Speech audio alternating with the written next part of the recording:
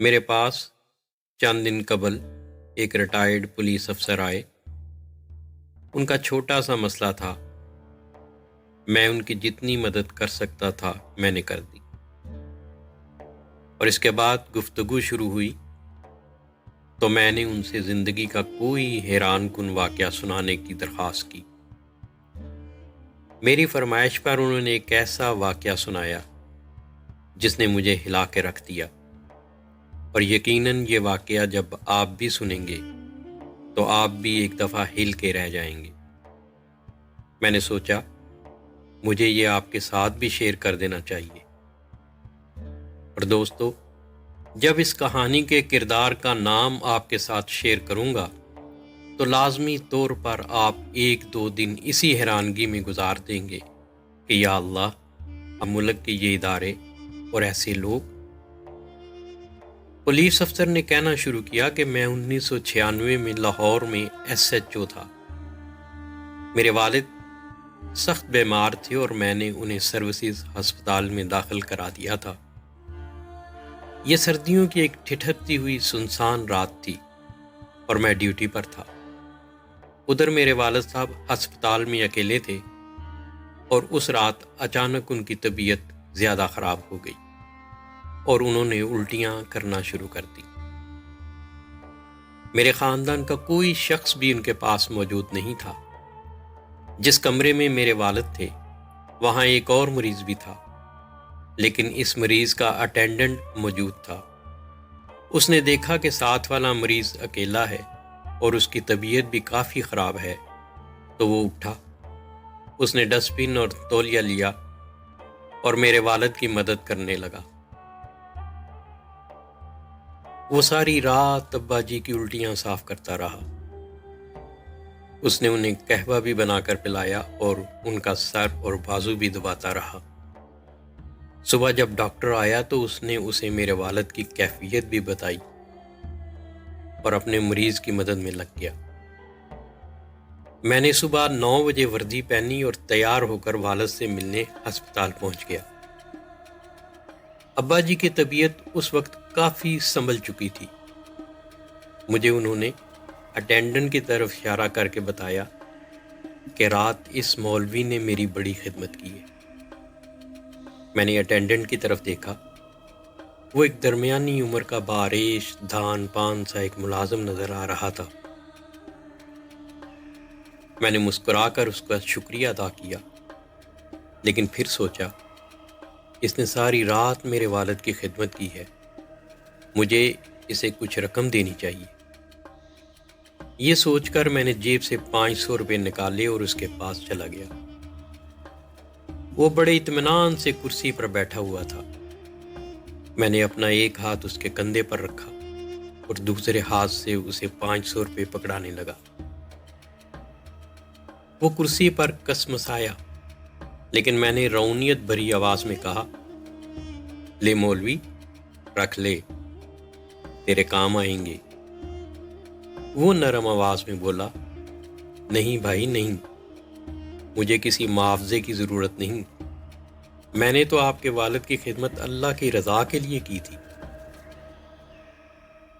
میں نے یہ نوٹ زبردستی اس کی جیب میں ڈال دیے۔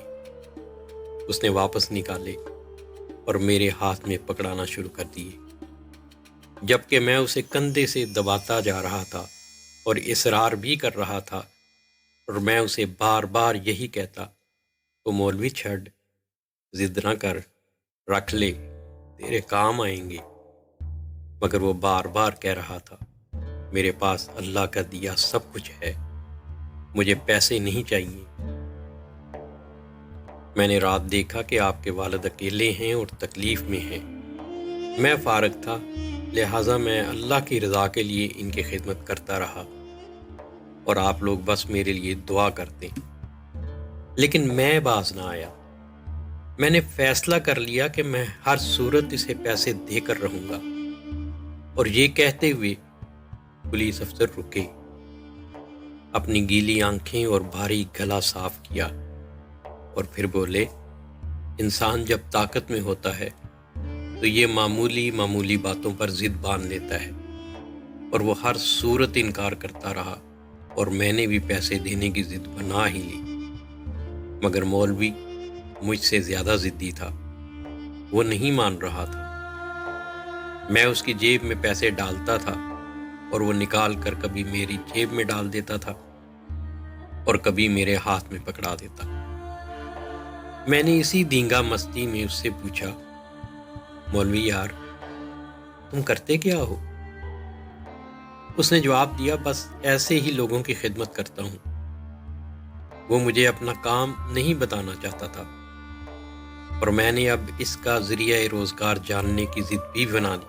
آخر ایک پولیس افسر تھا نا میں اس سے بار بار اس کا کام پوچھنے لگا اور اس نے تھوڑی دیر ٹالنے کے بعد بتایا، میں کچہری میں کام کرتا ہوں۔ مجھے محسوس ہوا یہ کسی عدالت کا اردلی یا کسی وکیل کا چپڑاسی ہوگا۔ میں نے ایک بار پھر 500 روپے اس کی مٹھی میں دے کر اوپر سے اس کی مٹھی دبوچ لی اور پھر رعونت سے پوچھا، مولوی تم کچہری میں کیا کرتے ہو؟ اس نے تھوڑی دیر میری طرف دیکھا اور پھر میرے والد صاحب کی طرف دیکھا، لمبی سانس لی اور پھر آہستہ آواز میں بولا، مجھے اللہ نے انصاف کی ذمہ داری دے رکھی ہے، میں لاہور ہائی کورٹ میں جج ہوں۔ مجھے اس کی بات کا یقین نہ آیا۔ میں نے پوچھا، کیا کہا تم جج ہو؟ اس نے آہستہ آواز میں کہا، ہاں، میرا نام جسٹس منیر احمد مغل ہے اور میں لاہور ہائی کورٹ کا جج ہوں۔ یہ سن کر میرے ہاتھوں کے طوطے اڑ گئے اور ہاتھ سے 500 روپے بھی گر گئے اور میرا وہ ہاتھ جو میں نے 15 منٹ سے اس کے کندھے پر رکھا ہوا تھا وہ اس کے کندھے پر ہی منجمد ہو کے رہ گیا۔ میری آنکھوں کے سامنے اندھیرا چھا گیا اور آواز حلق میں ہی فریز ہو گئی۔ مجھے سمجھ نہیں آ رہی تھی کہ میں اب کروں کیا۔ جسٹس صاحب نے بڑے پیار سے میرا ہاتھ اپنے کندھے سے اتارا، کھڑے ہوئے، جھک کر فرش سے 500 روپے اٹھائے، میری جیب میں ڈالے اور پھر بڑے پیار سے اپنے مریض کی طرف اشارہ کر کے بتایا، یہ میرے والد ہیں، میں ساری رات ان کی خدمت کرتا ہوں اور ان کا پخانہ تک صاف کرتا ہوں۔ میں نے رات دیکھا کہ آپ کے والد اکیلے ہیں اور ان کی طبیعت زیادہ خراب ہے، لہٰذا میں انہیں اپنا والد سمجھ کر ان کی خدمت کرتا رہا۔ اس میں شکریہ کی کوئی ضرورت نہیں۔ یہ سن کر میں شرم سے زمین میں گڑ گیا، کیونکہ میں صرف SHO تھا اور میرے پاس والد کے لیے وقت ہی نہیں تھا۔ میں نے انہیں اکیلا ہسپتال میں چھوڑ دیا تھا، جبکہ ہائی کورٹ کا جج پوری رات اپنے والد کے ساتھ ساتھ میرے والد کی بھی خدمت کرتا رہا اور ان کی الٹیاں بھی صاف کرتا رہا۔ وہ گھڑی میرے لیے ڈوب مرنے کی گھڑی تھی۔ میں ان کے پاؤں میں جھک گیا، مگر اس عظیم شخص نے مجھے اٹھا کر سینے سے لگا لیا۔ یہ واقعہ سناتے ہوئے پولیس افسر رونے لگ گئے۔ تھوڑی دیر بعد میں نے ان سے پوچھا، کیا آپ کی اس کے بعد بھی جج صاحب سے کبھی ملاقات ہوئی؟ وہ روندی ہوئی آواز میں بولے، بے شمار۔ میں نے زندگی میں ان سے اچھا، دیندار، ایماندار اور نہ ڈر انسان کبھی نہیں دیکھا۔ ان کا پورا نام جسٹس ڈاکٹر منیر احمد خان مغل تھا۔ انہوں نے 2 PhD کر رکھی تھی، ایک پاکستان سے اور دوسری جامعۃ الازہر مصر سے۔ دوسری PhD کے لیے انہوں نے باقاعدہ عربی زبان بھی سیکھی تھی۔ انہوں نے اس کے علاوہ ملکی اور بین الاقوامی قوانین پر 24 کتابیں بھی لکھی ہیں۔ وہ ان تمام کاموں کے ساتھ ساتھ تیزی سے مقدمات نپٹانے میں بھی مشہور تھے۔ چیف جسٹس جس مقدمے کا فوری فیصلہ چاہتے تھے، وہ مقدمہ جسٹس منیر مغل کی عدالت میں لگ جاتا تھا۔ میں خاموشی سے سنتا رہا۔ پولیس افسر کا کہنا تھا کہ جج صاحب غریب خاندان سے تعلق رکھتے تھے، LLB کے بعد مجسٹریٹ بھرتی ہو گئے۔ محنت کی عادت تھی، مجسٹریٹی کے دور میں ان کے پاس کام کم ہوتا تھا، لہٰذا انہوں نے عدالتی صفحات کی بیک سائڈ پر کلمہ لکھنا شروع کر دیا۔ یہ سارا دن کلمہ طیبہ لکھتے رہتے تھے۔ شاید اس پریکٹس کا صلہ تھا کہ اللہ تعالیٰ نے ان کی انرجی اور ٹائم میں برکت ڈال دی تھی۔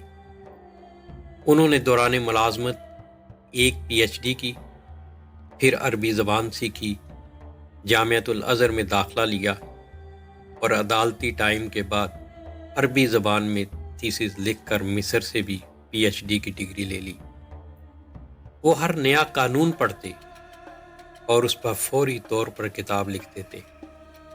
وہ کتاب بھی خود ٹائپ کرتے تھے اور اس سارے کام کے دوران عدالتی کارروائی بھی متاثر نہیں ہوتی تھی۔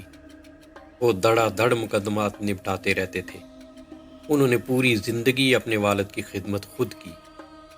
والد کا بول و براز تک خود صاف کرتے تھے۔ والد بیمار ہوئے تو ان کے بیڈ کے قریب گھنٹی کا بٹن لگوا دیا۔ گھنٹی اپنے کمرے میں رکھ لی۔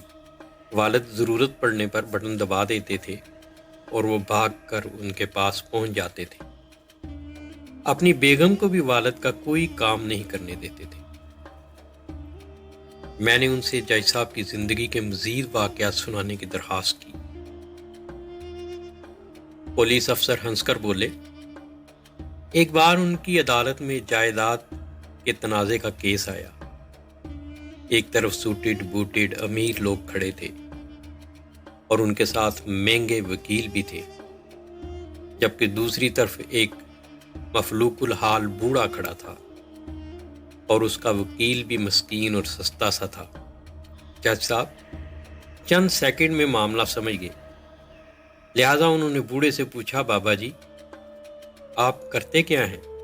بزرگ نے جواب دیا، میں پرائمری اسکول میں ٹیچر ہوں۔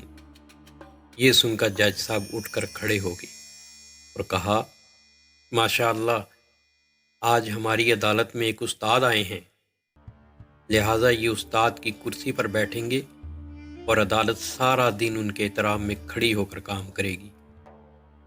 اور اس کے بعد یہی ہوا۔